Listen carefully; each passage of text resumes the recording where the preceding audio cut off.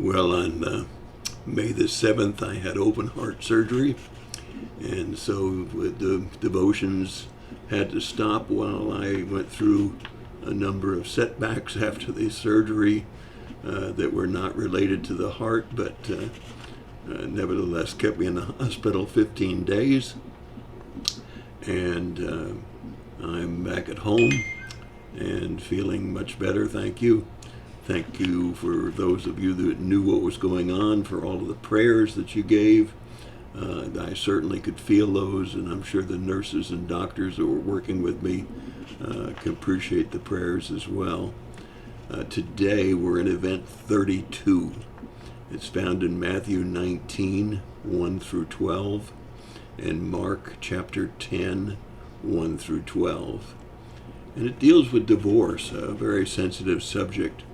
And it says that there were great multitudes that were following Jesus as he moved from the area of Judea to beyond the Jordan River, which would have meant to the east of the Jordan River. And these great multitudes were being healed.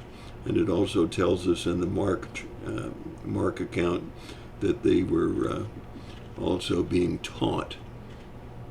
Some Pharisees came to Jesus to test him. I think that's important that you understand. They really weren't interested in the answers to this, but they were hoping to trip Jesus up and to cause dissension because of his interpretation of scriptures. But anyway, the question that they asked was, is it lawful for man to divorce his wife for, now listen, for any cause at all? Now, Jesus was good at putting the horns of dilemma back on the Pharisees and to also turn the tables on them. And he says, have you not read? Now, they were supposed to be experts in the law. And he says, haven't you read that from the very beginning it was male and female? They would leave their father and mother and cleave to one another, and the two would become one flesh. So we have from the beginning, male and female. And second, we see that they were to leave their father and mother. Third, that their two became one flesh. And finally, what God has put together, let no man separate. And so he gave them back the law that they should have known already and referred them back to that instead of divorcing for any reason. So in verse 17, verse 7 rather, they come back and say, well, why then did Moses give the right for certificate of divorce? And once again, if they had read Deuteronomy chapter 24, verses 1 through 4, they would find that Moses did that only because of immorality on the part of the wife, and that it was because of the hardness of the heart and the fact that they couldn't forgive their wives. And that was the only reason that he gave for divorce. And it goes on and tells us, of course, that those that divorce and then remarry are committing adultery. But this is not a continuing act of adultery. That's not at all the case here.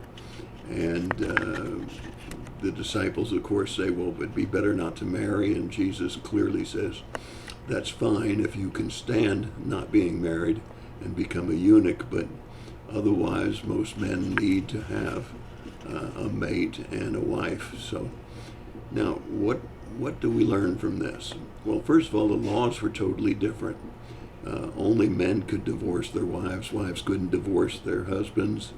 And the only cause that a man was allowed to divorce his wife was for immorality. And today we have a court system that allows anyone to divorce anyone for no cause at all, no fault divorce. So no matter how bad someone may want to stay married and doesn't desire to have a divorce, that it's impossible for them to stop it because the courts allow it. And so we see a totally different set of rules in place versus the religious rules of the day of Jesus and Moses. versus today's separation. And the courts can separate, even though the law says, in the religious law, it says that let no man separate. Nevertheless, the charge of adultery, if you remarry, is not the unforgivable sin. I think it's very important that you recognize that adultery is not an unforgivable sin. And we need to be sure that we remember that Jesus taught very strongly on forgiveness.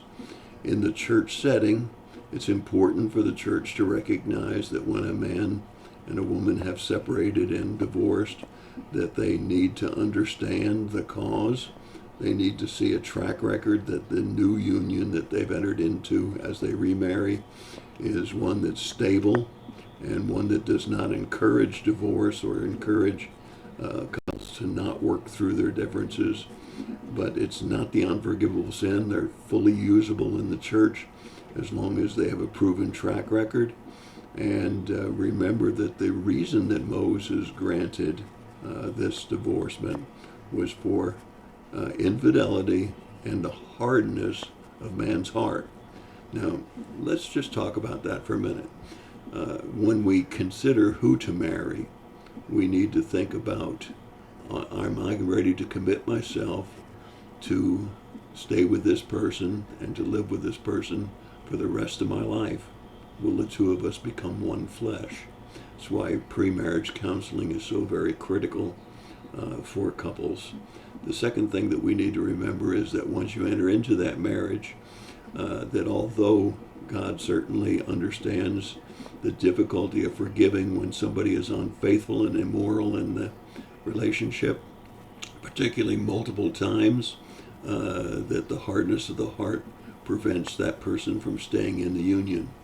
And in some cases, it may happen late in life, in which case they may elect to stay single, in which case it's a totally forgivable and a usable person in the church. Those that do wish to remarry or marry someone that has already been divorced and remarried, yes, God says that that's adultery, but again, we want to re-emphasize that it's not the unforgivable sin, that we, because of today's courts and what's allowed and what's not allowed, we need to be able to forgive those people and to try to help them as they enter into this new relationship with a new mate, so that they can have a fruitful marriage and that they can serve God, and that we don't treat them as lepers and outcasts of the church just because they've been through a divorce or because their mate has been through a divorce. I think that this brings spirit, which is what Jesus always did to the law. He not only took the letter of the law, but he added spirit to it. And that's my thought for the day. If you have other thoughts, please don't hesitate to write me and to ask me, what about this or what about that? But it's good to be back online, and I'll look forward to talking to you again tomorrow.